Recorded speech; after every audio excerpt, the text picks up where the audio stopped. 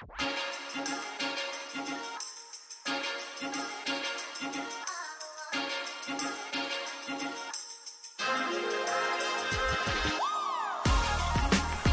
to the Making a Multi-Million-Dollar Med Spa podcast, where we dive into the art and science of building a thriving med spa. I'm your host, Kat Toronto. In this podcast, we're all about empowering medical professionals and entrepreneurs like you with the knowledge, tools, and inspiration needed to elevate your practice to new heights. Whether you're just starting your journey or you're a seasoned expert looking to expand, this is the place where the industry's brightest minds come together to share their secrets to success. So sit back, relax, and get ready to unlock the potential of your med spa with the Making a Multi-Million-Dollar Med Spa podcast. Let's go on this journey together, one success story at a time. Hi, welcome to the Making of a Multi-Million-Dollar Med Spa podcast. I'm Kat Toronto, and I'm so excited to be here with Dr. Beth Hagberg. I met her a number of years ago, and from the moment I met her, I just thought, this woman is full of grace, intelligence, kindness, just such an amazing woman. And little does she know, I've been watching her all along the way. And so I couldn't be more honored than to have you here today. Thank you, Beth, for coming on to the podcast. Wow. Well, thank you. That was a very beautiful introduction. I didn't know that, and thank you. So The reverse is true. I love watching you and everything that you and Matt do and your enthusiasm, and just been so fun to watch you guys grow. Well, thank you. I think, one of the things I love about doing this podcast is just connecting with other owners in the industry. And, because I think, every day there's things that we come across that can feel like growing pains, or if you want to call it a pain, just growing. And so it's nice to kind of reach out and to connect with other people to hear like, okay, what have you been through? How'd you get through it? Share your successes and some of your failures too. And so I'm excited for our subscribers to get to know you today. Oh, thank you. Yeah. All right. So I'd love to just jump in to, kind of go back a little bit and talk about how you got into the industry, because you were a family practice doctor for 10 to 13 years. Is that right? Yes, that's correct. Yes. And yes. So what happened in that journey to make the switch? Oh, well, I liked family practice. But then both Mark and I, we were in family medicine, and then Mark went to ER medicine, and we have 3 kids. And when they were younger, I decided this is really just not working out very well with both of us coming and going. So I came home for a few years. And then when the youngest one started grade school, I was getting a little antsy and wanted to get back into medicine and just trying to figure out my role. I'd always loved dermatology. And there was a friend of ours who said, well, if you ever want to do derm with me, I'd love to have you. But by that time, he'd already hired somebody else part-time. And then I just started looking into aesthetics. I had done, a couple facials and was starting to get into skincare products. I did a little Botox. Somebody else did it for me before I, was in the industry. And I thought, this is really cool. And then one thing led to the next. And I started looking at lasers, of course, Cyton lasers.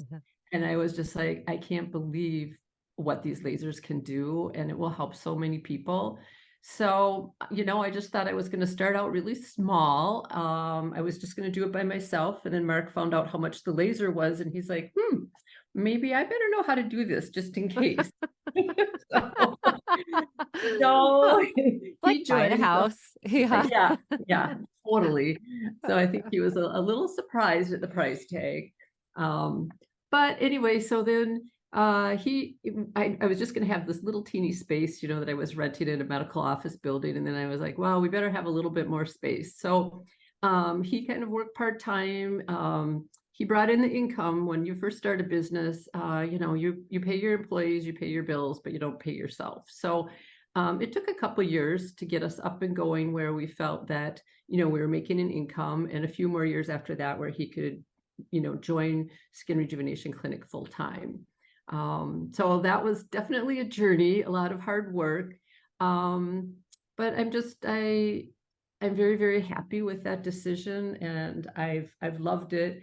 I know when I first started, I was really concerned because in family medicine, part of what I loved about family medicine was getting to know my patients and their families and learning about them and seeing them over and over. And I thought when I first started this that I was going to miss out on that.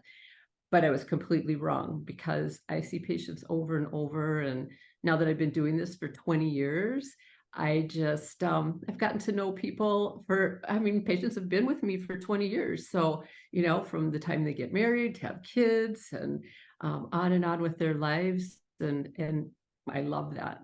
It's really, really cool. And so when you came back and opened the clinic and your kids were still young and they were just starting grade school, your youngest.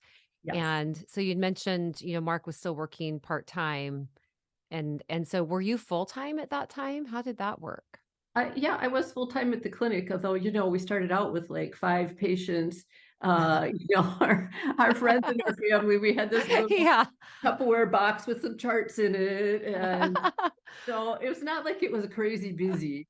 But I was there full time because you never know if somebody wants to come in, you want to be available right away. So yeah, I was there full time, and it was funny. We joke about because I had like this little couch in my office, and I thought, well, I'll just be able to take a nap if I need to in the middle of the afternoon. And I probably did that 3 times, so that never Yeah. worked out. It I was a read good one of idea. I listened to one of those books about, it was like the cappuccino nap where you take a shot of espresso and then you take your 26-minute nap and then you wake up. And Yeah. I mean, I've tried that a couple of times. So it's like, really? I mean, how like that's really going to happen. No, no, it just doesn't. Too So too what did busy, you too much start? fun. Yeah, Yep, what sorry. did you Go ahead. no, no, no, no, no. What did you start out with 20 years ago? Oh my gosh, I was thinking about that today. It's very interesting how things have changed over time. So at the very beginning, fillers were like rooster tail filler, and you had to do allergy testing before you could inject anybody.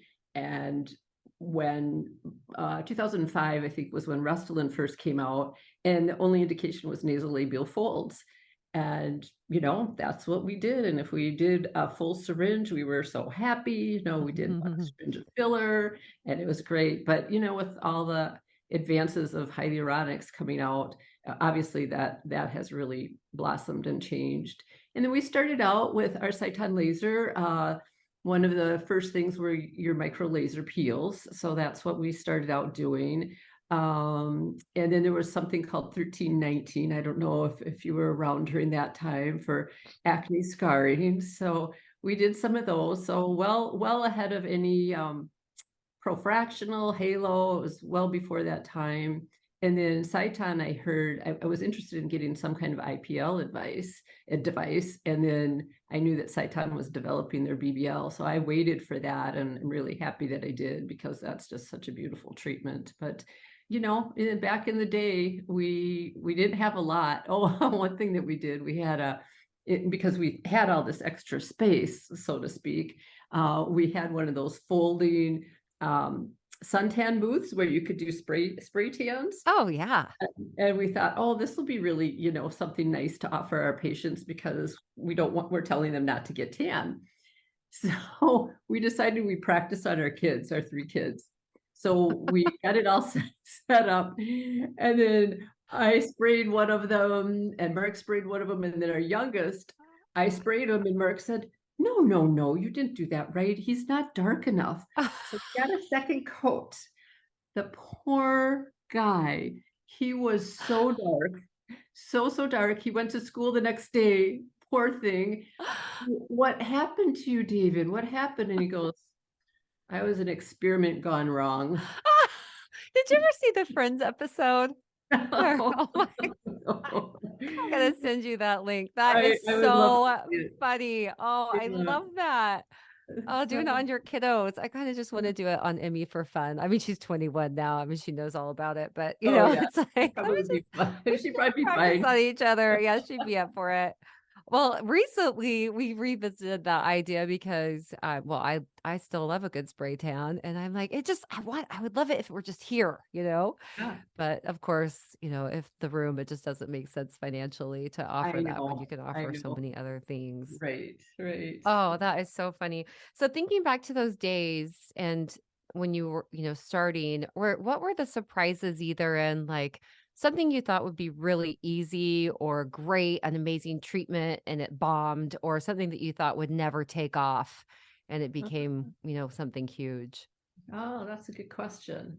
Well, the first thing that came to mind, not necessarily a treatment, but I thought it was very interesting on everybody's way of creative payment, that they put a little bit here and a little bit there. I didn't really realize that was going to be an issue. So it's funny. They're Um, still doing that. Yes, yes, of course, that doesn't change.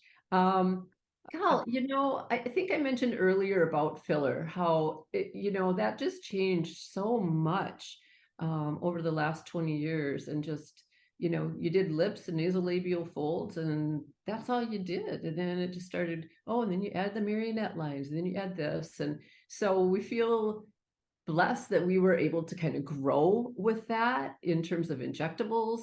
I think it's probably a little bit more challenging for new injectors to jump in, because it's like there's so many indications in different areas where you can put filler, which is mm, great.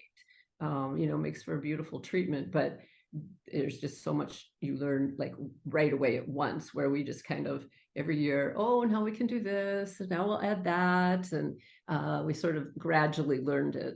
So anyway, I think that's one thing. I think you know, I had high hopes for the BBL, but who knew it was going to mm. be so huge. I mean, everybody needs BBL. So that's that I had not foreseen at all. Well, I think especially since I started with the IPL and just watching the progression, kind of similar concept between filler and IPL to BBL, and how, I mean, you really had to be so careful early on not to stripe Oh, or burn oh, or blister yeah, or those things. And when the rep came in and said, "Oh, yeah, you can treat your Asian clients with BBL," and I was like, "No, I can't. I will never do that," you know? great, And then, great. yes, you can Now we safely. can, So, yes. yeah. Yeah. So back to filler, and it's so interesting that that is so true when you look at the steps and adding areas and different types of fillers and indications and things like that. Mhm. Because you're also a trainer, and so when whether it's one of your own team members or someone you're training, let's just talk about your team members since you've got so many touches with them. How do you approach that? Where do you start with? What type of product are you starting? Neurotoxin only? Do you start with neurotoxin and filler both? I mean, how do you approach that and bringing on a new team member? Yeah, I think usually neurotoxin, but not very long, just neurotoxin, because fillers are so important. One place that's really nice to start is to have the new injectors do axillary Botox, or any kind of neurotoxin, because it gets them used to handling the needle and drawing things up. And the placement, if it's sort of off, their patients are still going Uh-huh. to have results. So, and mainly, of course, they're doing it on staff when they first start out. So I would say neurotoxin first, and then we jump in with filler pretty quickly, because it's just such an important part of aesthetics. So, of course, they bring in their family and friends, and do training on them, and our staff is always volunteering as well. But probably after a week or two, I get them going on filler. And when you start them on filler, are there certain areas that you'd like to start with that as well, similar to the neurotoxin? Yeah, I think so. I mean, it seems like nasolabial folds would be easy, so sometimes I start with that, but even just doing cheeks is not too bad. I'll start with that. So I think both of those places are pretty good, pretty straightforward. Um, I love injecting through a cannula, so that's pretty much what I train on. It's just I feel like it's safer to avoid any vascular events. And so I really teach all of my new injectors a cannula technique. And of course, there's times where you have to use a needle, but I think that just gives such beautiful results. And just to give a little information, how many injectors do you have in your clinic? Besides Mark and I, we have the two of us, and then we have three other injectors. Three others. Mhm. What do you think just working with so many injectors over the years? Because I look, so many are heavy on neurotoxin. 75% of what they inject sometimes will be neurotoxin. And And then, of course, even looking at our own team, and we have one of our nurse injectors who injects more filler than she does neurotoxin, but most of the time it's the other way around. Yeah, yeah. And so why do you think that is? How could we help them get over that hump of going only 25% of what they're injecting is filler? How can we get them to the 40%, the 50% to get over that hump? I think that's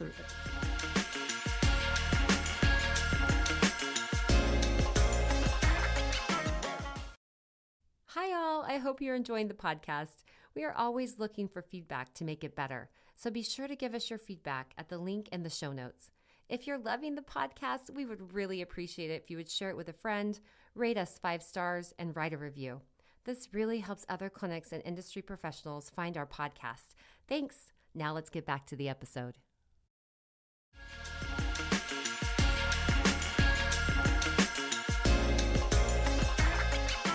That hump. I think that's a really, really good question. I think things that are helpful is holding the mirror to the patient and just saying, I think that this could be really, really pretty for you, and kind of go over it on the mirror. I know Mark uses a lot of, he does the before and after on the iPad, and he'll show them. But I think just bringing up the subject is number one, really, really important, because if you just throw out there, well, you're thinking about filler, patients will say, oh, no, I'm not old enough for that, or I'm not ready for that yet. And it's like, well, let's just kind of look in the mirror and let me show you what the possibilities are. So I think, first of all, in anything that we do as providers, we need to open our mouths and just say something. Don't ask if they need it, but just approach it that, I think this would be really pretty on you, and I think you should really think about this, or you know what, I've got a few extra minutes, we could just do it now. And then of course it makes them really nervous. No. I'm the one that's like, yes, you can, let's do it. Right. It'll be great, you're gonna love it. So I think that might be one thing. And I don't know, I mean, you have really seasoned injectors, so I don't think being afraid of doing filler is necessarily for that, on your injectors. But I think maybe some new injectors feel almost a little intimidated by it, and they're not sure, if it's going to turn out, or not sure exactly where to start. And I think that's really important when you're training injectors, is just to say, you kind of look at the whole face and see, just start with something, maybe they need a little cheek and they need a little lift, and just start there and mention that to them. So just find a place to start, and then they love the results. It's like, then we can go on, and this would be so nice, and let's do, a little Volux in the jawline, and you're going to love that. And I think it's just starting somewhere. So Well, I noticed also when you were talking about Mark using the iPad, are you talking about the AI not as simulator? much. We have that on our website, which Website. I believe you probably do too.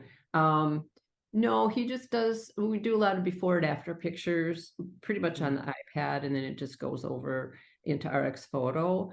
But he likes to, especially with new consults, do a photo first, because none of us like the way we look. And obviously we've had a lot of patients that come in after these lovely Zoom calls and say, I need something. I look terrible on those calls. So when you see yourself as the world sees you, sometimes you think, oh, maybe I could do something a little better. So yeah, I think the Zoom effect has definitely changed things for us. Yes. So, okay. So just jumping into a couple of things, I just want to say congratulations on your new clinic. You guys moved this summer, and I was stalking your Instagram earlier, and I hadn't seen it. I hadn't seen any of the photos or anything. So that was really fun to see the videos. And how was the move in?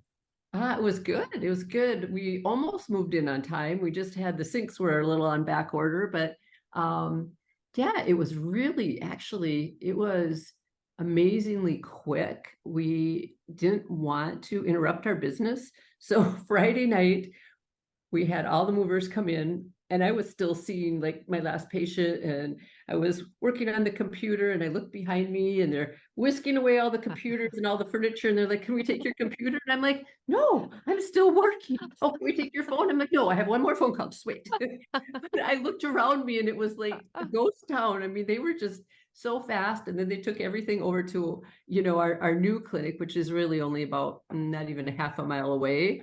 And they had so many people just moving things in, and it was amazing. We were up and running for Monday.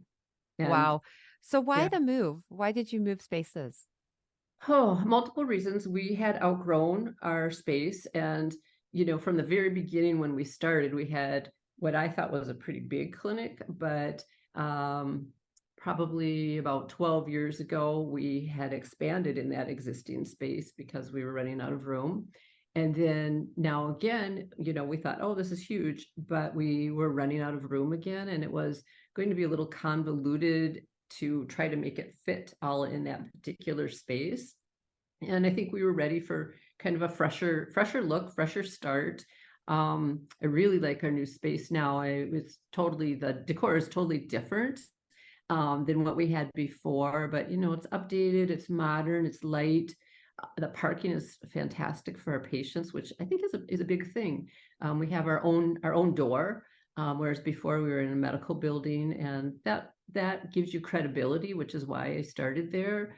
But I think over time we've built up our reputation where we don't necessarily need to be in a medical facility, and there's part medical and part non-medical in our building that we're in now. But I think we were just getting just so tight, and our assistants were all cramped into this one little room, and we were fighting over laser rooms and fighting over lasers. It's like, no, I need that room. No, no, no, no. You've got this patient. They have to leave in a few minutes. And at that point, you're like, oh, it's really not working. And I remember when we first started and we wanted to expand, our financial advisor, he said, no, cramped is good. Just wait. Don't expand yet, because, it does affect your bottom line. So he kept saying, no, cramped is good. So we always think about, okay, we're going to wait until we're really cramped for space, and then we need to look for something else.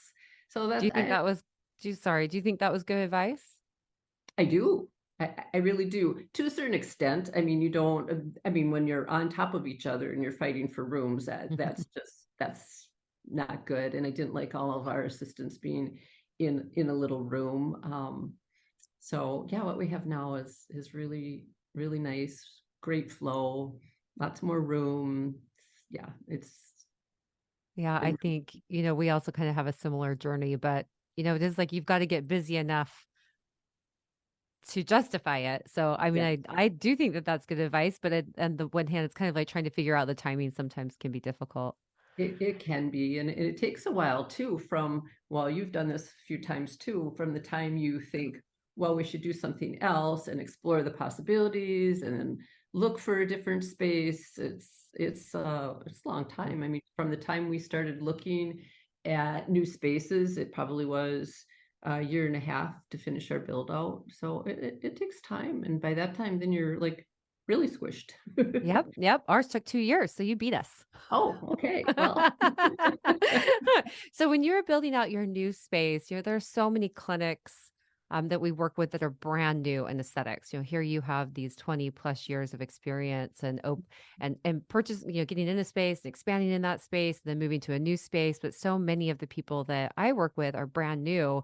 What were like a couple of your must-haves as you're looking at your new space, whether it was like placement of the sink or the electrical outlets or size of treatment rooms or a room you thought you didn't need, but you really are so glad you have. I think you mentioned earlier, space for your assistants is so key. And that's something too with our new space. We have more windows as well, which our team loves. And the team space to have lunch has windows, which we didn't have that before. right. And I think that is a game changer. Those little things, but it really does make a big impact. It makes a big difference. I agree. I think one thing that's been really nice is we have kind of two different hallways in our well, we have lots of hallways, but where our laser techs, estheticians sit and where our assistants sit is pretty much open. So there's a lot more camaraderie and sharing and talking. And, I think sometimes when you get certain people in one room, it can get a little cliquey or just a little too tight.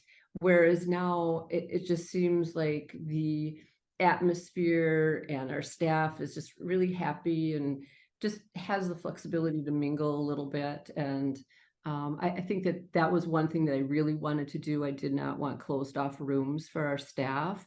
Well, except for the break room and some of their private spaces. So that was a must.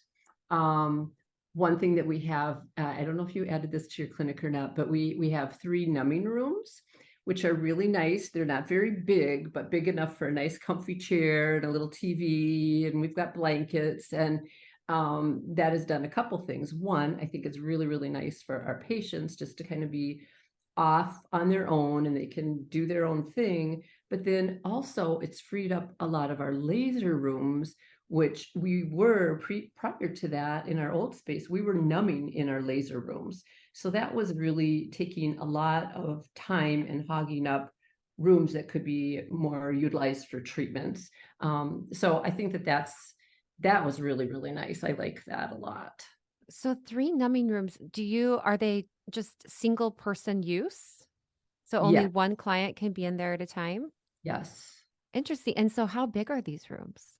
Oh, well, square footage wise, I don't know. They kind of are almost kind of like a large closet. I mean, they're Okay, not but that that big. makes sense. Like a Yeah, I comfortable mean, chair and a yeah, TV just and have, enough for a nice reclining chair and a TV and a little table to, put your coffee on or whatever.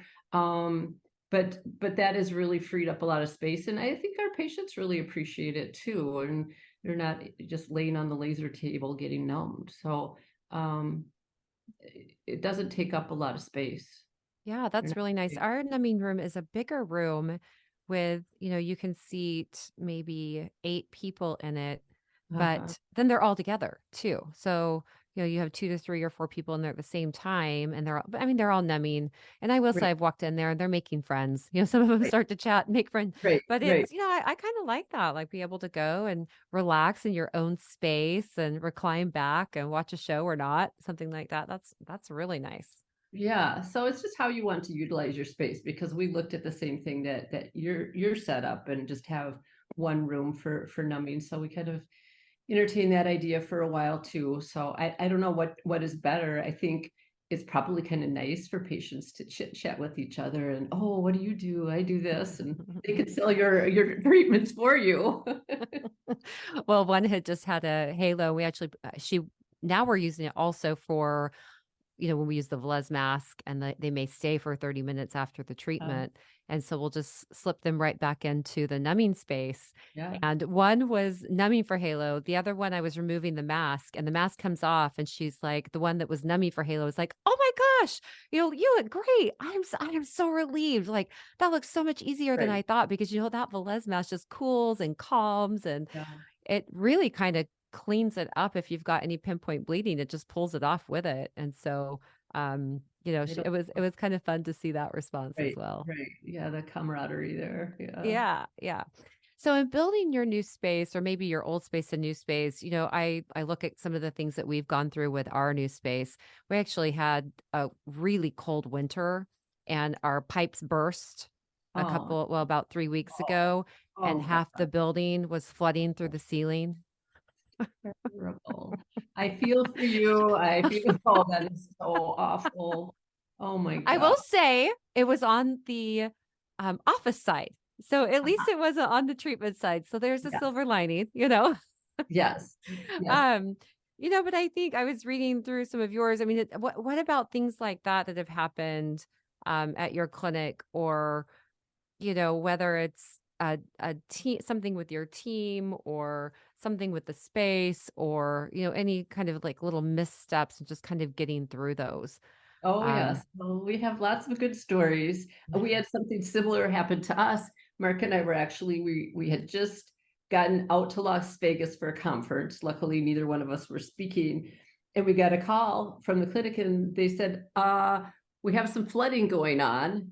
And it's like, well, what do you mean we're on the second floor? Oh, There was a dentist office above us, and oh, I don't know, their water wasn't turned off. So it was leaking down. Luckily, none of our lasers were damaged. But again, a lot of papers in our office, and our staff was so great. They came in and they were cleaning things up, and oh, what a mess. And then we had in our other space sometimes too, it was an older building, so sometimes the plumbing wouldn't work quite right, and we had a couple leaks like down in our lobby, and now in our new space we had just moved in, and we have automatic doors on the very outside, and then we have like regular doors.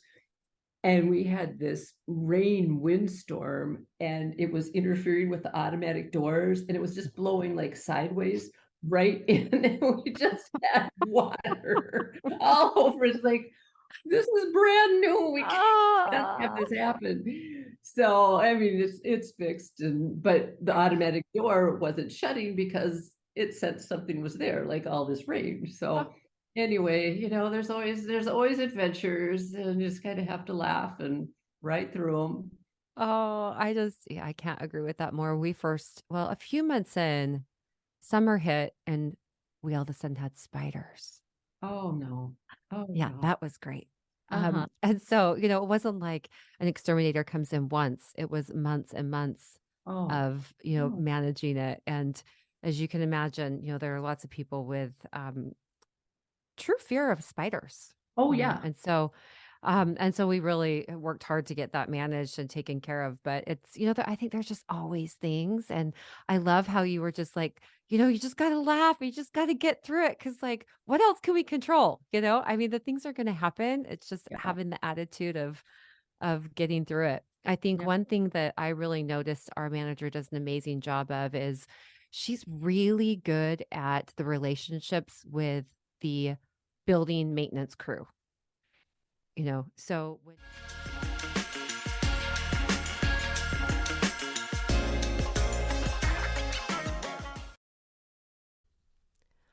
Do you know an outstanding med spa, doctor, manager, provider, or groundbreaking treatment that is reshaping the industry? Nominate them for Mint's Clinics to Watch. We are so excited to launch this initiative to recognize the true leaders in our industry. Our aim is to spotlight those leading the way to excellence, providing valuable insights for others to pave their path to success. Check out our website for past winners of the Clinics to Watch. You can also nominate someone at the link in our show notes. Share your nominations and be part of celebrating the industry leaders. Let's inspire and build success together. Being med spa owners and managers, we understand the constant demands on your plate. Let Mint's online e-courses lighten the load. Easily onboard new team members, manage course access, track user progress, and more, all at your fingertips. Our platform is tailored to alleviate training stress, providing your team with the education and support necessary to unlock their full potential as an aesthetic provider. Take a step towards seamless management and empowered teams. Learn more at mintaesthetics.com. We've got your back.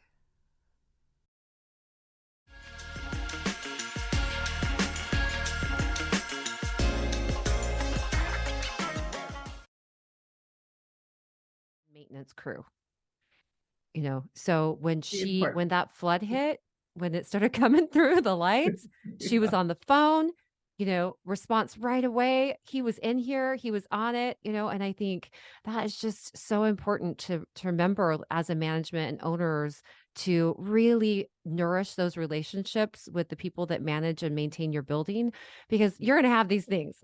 You've had Yeah. multiple floods, Yes. right? We have. And so it's like to have somebody that knows you because they care more, and they'll show up faster and they'll help you through it, and they come up with better ideas just by having those relationships. That's really, I mean, I watched her through this last one. I was like, wow, Tracy, you just really nailed that one, and That's a really, and really good taken care point. of. Yes, yes. How to win friends, right? Yeah. Well, I have to say, I mean, that is totally your personality. And so I'm just wondering, have you always been that way? So outgoing, I mean, I think that from the moment I met you, I think I told you the story. recently. It was, years ago when Matt and I were first together and we were still distributing lasers for Sciton, and we Uh-huh. had a clinic here. And so we would cover, we covered a few states. This is back before Sciton had reps everywhere, and employees of the company. And so I was doing a Saturday training and had brought in a couple of speakers, and one of the speakers was unable to come for personal reasons. And so Matt had a relationship with you for a number of years, and Sciton had known you for many years. I think you're one of the first Sciton users, Yeah. I think, right? Very early on. Yes, Very, yes. yeah. And so it was, 2004. yeah, it was like, give Beth a call. If she might be able to do it, and I called you and I was just panicked, and you just came right out. And I will never forget, you were dressed so elegantly. And we were out of chairs, and you're like, that's all right. I'll just sit back here on the floor until it's my turn. And I was like, no, but just so unassuming. And I thought, oh, wow, who is this woman? I really want to know her. Oh, And so I can't thank you enough for that. But I just think, you instantly connect with people. And I don't know, does that start at a young age? Have you developed that as, how do you see that in yourself? people tell me that. I think, it's somewhat that I've had it. I mean, I think I love people, and um, I like to make sure that they feel comfortable. And I think it is something maybe over time that I've acquired too. Just as you live through life, you realize that there's times where you're put in situations, or where I'm put in a situation that I don't feel comfortable. So I don't want other people to feel like that, I guess. Yeah, I like people, and I like to talk to them, and it's a really good question. I think it's just the way I am. I don't know. I love it. Well, I was just thinking, I think about that book and now movie, The Sliding Doors, often, getting on the train or not getting on the train. And if you get on the train, something happens. If you don't get on the train, something else happens. Uh-huh. And I'm just wondering, as you're thinking back through that, if there are any like sliding door moments Mm. Well, let's that you see. want to I share. haven't seen the movie, but I know what you're talking about. Um, I think uh maybe a couple things. I think when we met Bob and Rob Brindley, when they were selling their Sciton, and that was sort of our first encounter with the laser. And that was we were very, very lucky and very, very fortunate that we got to meet them first before we looked at other lasers, because uh, we just love Sciton lasers, and they've performed really well for us. And I think, we could have maybe got introduced to a different laser company or a different laser, and maybe not had as much success. I know when I was first looking at building out our clinic, I talked to other physicians around the country, and what are good lasers and what do you do? And a lot of them were like, well, this one I have, but now it's kind of a coat rack, and this one is just in a different room. We're not using it. It's in a closet. And I thought, oh my, those are expensive mistakes. Right. So and not to say that we haven't made mistakes, but that was a moment that I think we were just very, very fortunate that we got connected with really good company, and were able to um, utilize their knowledge and their lasers, and create really nice outcomes for our patients. So I think that was one moment. I think the other thing too, a long time ago, Mark and I were trying to get involved in kind of another business before we ever started this. And we read a lot of books, like How to Win Friends and Influence People, and The Power of Positive Thinking. And I remember before we started reading them, I'm like, why do people read these books? Can't they, figure it out for themselves? But that really, really helped going forward in our business. And I know there's a lot more books out there that get recommended. And I think really taking that knowledge and implementing it for yourself and sharing it with your staff. So both of our office managers that we've had in the past, we give them How to Win Friends and Influence People, the whole book, but we give it to them because there's just so many good little snippets in there to deal with people. And there's a lot of good books out there, but I think that we were just very fortunate that we came across some great books that helped us when we were starting our business. Yeah, and I think to your point too with Robbie and I just it pops, it's like two amazing people, Yeah, I mean, yeah. and to see that their journey and to see Robbie where he is today is really fun. It's really fun. I have to tell you a funny story if we have time for it. But when we were first starting our business, my mom was a member of this women's club, and they wanted me to do a talk. And we hadn't even really opened our practice yet. And I was supposed to do a PowerPoint. And I'm like, a PowerPoint, what is that? So Robbie comes over to our house and he's doing the PowerPoint, showing me how to do it. And I mean, he's practically just out of college, he's Yeah. just a newbie. But I've been so grateful for him because I mean, didn't really necessarily have anything to do with selling lasers, but he was totally willing. He just jumps in and helps with PowerPoint. And I yeah, love that. I good, love good that. memories. Yeah. Oh, the best. So many good memories there. Yeah. So thinking about kind of what you've got going on now, what are you most excited about? Maybe a new treatment or something within your business or Mm. people or what is it that you wake up thinking, oh, I'm just so happy I've got this going on or this is happening in my life. Yeah, I think number one, we talked about already the new clinic. It's just fun to go there. Our staff is just really energized and it's really fun to be with them. I think treatment wise, I think there's always new things coming out. I've been having a lot of fun with the new Skin Vive, the injections and putting it, kind of in areas that are off label. And it's just such a really nice add-on that you can do quickly. So I've really been enjoying that. And I think you probably do a lot of the PRP, PRF. I think that is also been a really nice procedure, and that's something that we've been doing. When did we start? Maybe about 6 months ago, 4 months ago, and that's been really fun. So I love new challenges, and I love bringing on new technology as long as it works. So it's fun to be able to offer something new that works to our patients. And so what are the off-label areas for treating with skin Uh, beef? Or how are well, you using it? Like how, I mean, what areas are you using it? Who are you suggesting it for? What have you yeah. seen? Well, I think anybody can benefit from it because, kind of makes that lake of hyaluronic acid under the skin and makes us glowy and everything is so smooth. So, FDA is recommended kind of for the lateral to mid cheek area.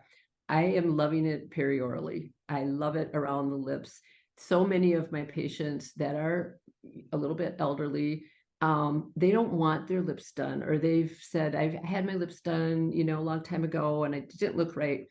But to get in and just do the perioral lines, both upper and lower, I mean, right away you can see a difference and they're like, oh my gosh, this is great. Also, another good area is kind of the chin where people just have that, um, well, uh, more of a kind of pock chin and the skin is uneven there and it can really smooth that area out too. So, I mean, you can use it anywhere. We've been seeing some results with acne scarring. That's really nice. I hesitate a little bit because it doesn't last very long, but I'm kind of looking forward to doing more and more repeat patients because what I've heard from injectors in Canada that it gets better and better, not just acne scarring, but just in Hmm, general, the skin, even though it's kind of a 6-month indication, repeat patients just seem like it is additive for them. that's exciting. We've been using it as well, but we've only had it for a few months. So be excited to see how that additive benefit works Yeah, here as well. right, right. Yeah. Yeah, I So had it and I was like, "Oh, I love it. I get it. Like yeah, this is great." Yeah. yeah, it's super nice. Yeah. So when you look at your team and building a team over the last 20 years, because you were talking about, one of the things that you love the most is has like been opening your new clinic and having the space with your team. What are some key pieces to building that team and creating a culture where people are so happy and they stay? What Mhm. have you found to be the most important pieces? Hmm. Well, I think one thing when we're interviewing for staff, And I'm sure you share this philosophy, is that I want to hire somebody that makes me feel good, somebody that is kind and respectful, because that's something that you can't necessarily teach, but you can hopefully teach most people on how to do the computer and how to answer the phone. But if they don't have basic respect and kindness, you can't teach that. So there is something to be said for if you sit down with somebody and right away you're just like, oh, this person makes me feel good, I really like them. I think that they are a good possibility to hire. Have I burned on that? Maybe once or twice, but that's over a long period of time. So I think hiring the personality is one of the key things, because a lot of the other things you can train and teach, um, and that prevents, if you have the basic respect for each other, prevents a lot of drama from going on, and um, we don't need drama in the workplace. No, we're here all the time. Right. We better enjoy it. Well, Exactly.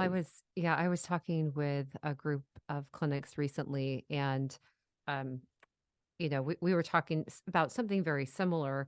And a comment was made that, if you've got this culture like you and Mark have of, this beautiful clinic, these amazing people, you're enjoying it there, they're enjoying it there. I'm assuming you also get resumes that come in because the industry is small and word of mouth is fast. And Mhm. so when you have an open spot, it's probably pretty easy to fill that because the reps will say, "Oh my gosh, yes, you absolutely want to work there," you Right. know?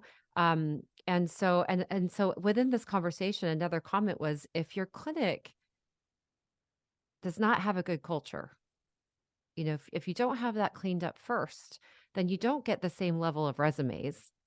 And so it's hard to find those great personalities to start with, the people that are respectful to start with, the people that they may not have the training of injectables, they may not have the training of skincare yet, they may not have those things, but they have the fundamentals of like just being a good human and wanting to be there. And and I thought that's so interesting. I'd really hadn't thought about that before.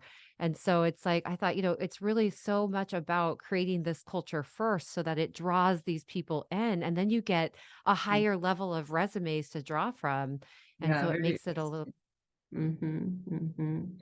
Yeah, one of I think one of the highest compliments is when patients come in and everybody's been nice to them. They're like, "Oh, I would love to work here. This would be such a great place to work." I'm like, "Oh, well, that's nice." Yeah, it's so great. Or, oh my gosh, my niece is about to finish school. I really want her come in. Could she just come and shadow? Could Right, you help right. her with the interview process? Those types of things. And I love that as well. It's a high compliment. Yeah. Yes. So is there anything in the industry that you see coming out, or that you're really excited about? Any new technology that you haven't quite Ooh. got your hands on yet, or a new procedure? Not so much. I think that what we're seeing a lot more in the industry is maybe more health and wellness, IV injectables, weight loss, that kind of thing. We haven't really implemented that too much, but kind of looking at that and thinking about that. Um, but not too much that I'm aware of, I guess, in other areas. How about you? Is there something that you guys have your eye on? Well, I'm just curious. We have been looking at the wellness piece, and we do offer bioidentical hormones now through our wellness program, which is it's actually not aesthetic hair. It's Dr. Amy Carter, but we're in the Yeah, same space and we refer sure. back to each other. Great. But she is doing the bioidentical hormones as well as the weight loss shots, and we're working towards setting up the IVs, which I personally am really excited about.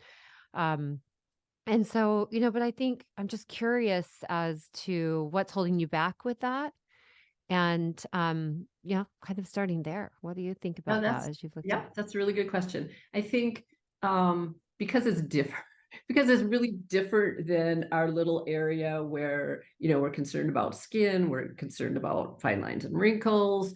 It's just sort of a different path in a way, because, Mark has been doing laser assisted liposuction for a long time. So, and Cool Sculpt and liquid lipo we do. So, body image and fat reduction in a way is part of what we do. So I think it's just getting your head around being maybe our clinic being a little different model than it was, back in the day. And I think that we all have to be aware of what's going on around us in terms of changing and what patients and the population would like, as long as it's safe for them. Um, and and things change and demands change. And if there's a need for it and it's a good treatment and it actually works, then I think we can pursue it. So I am looking at kind of changing how we look at things and operate. Now with the new space, now we have probably room to do some of those other treatments too. So, but I guess I'm not always the first one on the boat for things, just to make sure that it's working out all right. I don't blame you. But we are really looking at bringing on some of those things. We've actually had some conversations about it just in the last couple of weeks. So, but good question. Yeah. Yeah, I was just curious. We've seen some really amazing benefits for our clients, our team, and so it really excites me because they're so happy. I do wonder, and I think it contributes to there's a decrease in cool sculpting treatments. And so, I'm not sure how much of that contributes to it, but we have seen that, which is, great. Like we want our clients to find the right path for them. And Mhm. so if they are, ready for that, for the weight loss program, I mean, it's truly miraculous what's happened there. And then eventually, it's probably a better place to start with cool sculpting when they're almost to their ideal weight and it's one little area Right. versus Right. more than that. So I think that there's some synergy that we're still working to create there, but that I think will be really big. Yeah, no, that's a good point. And I think with cool sculpting, it started out as, well, you just do one area and you're going to have these great results. And then it's like, well, no, you need multiple treatments. And so that becomes a little bit bigger undertaking for patients financially. Whereas, like you said, I think that's a really good idea. If you kind of get them to more their ideal weight and just do a little sculpting, is probably much more reasonable, to do the cool sculpting for patients. Definitely. So just a couple of personal questions. I'll let you go. This is fun. I like talking to you. I mean, what are you doing when you're not at work? What I mean, it's like, what are you really passionate about outside of the clinic? I mean, I'm sure this is very consuming knowing the business and how it runs, but what do you love to Yes, do it, outside of the clinic?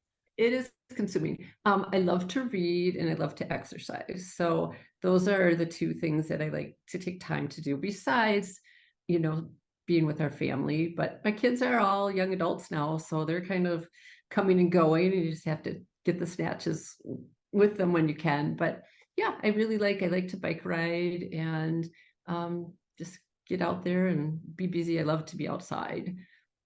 What's your favorite exercise right now? Is it the bike riding? Yeah, yeah, it Yeah. is. Yeah, I like it a lot. Are your kids visiting you in Florida?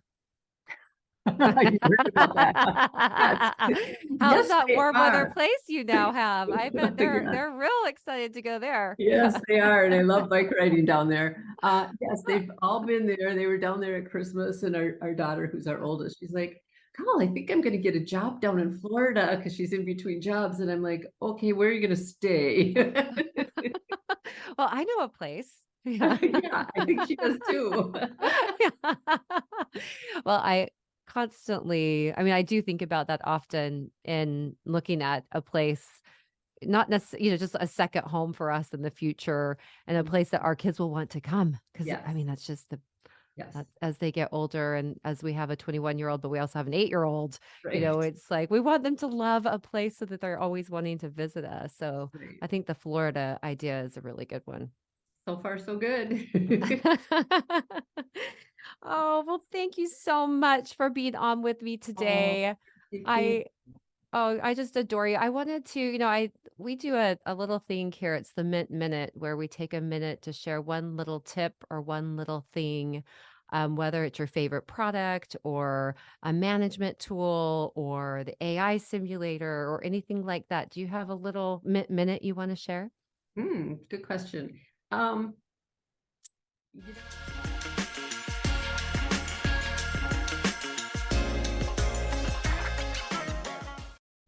If you're looking for a management and marketing training for your med spa, head to Kansas City with Mint Aesthetics. Join us on May 7th and 8th for an immersive 2-day hands-on training session led by the management team of a $14 million med spa thriving for over 20 years. Discover the processes that propelled our success and learn how to adapt them to your business. This collaborative environment provides a unique opportunity to share successes, ask growth-oriented questions, and gain insights from our own missteps.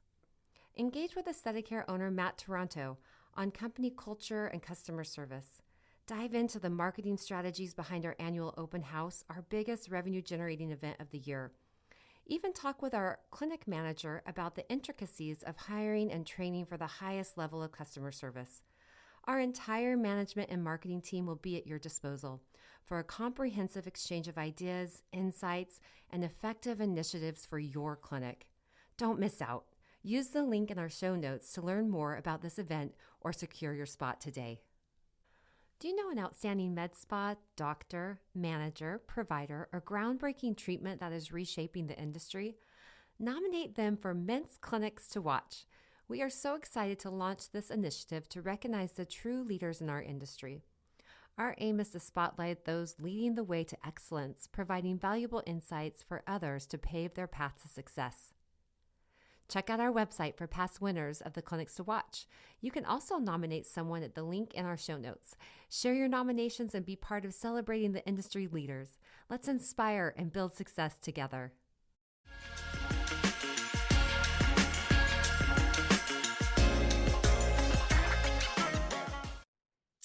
I think I kind of touched on a few things. The skin weave, for one, and using cannulas. That's just my favorite thing to inject with cannulas.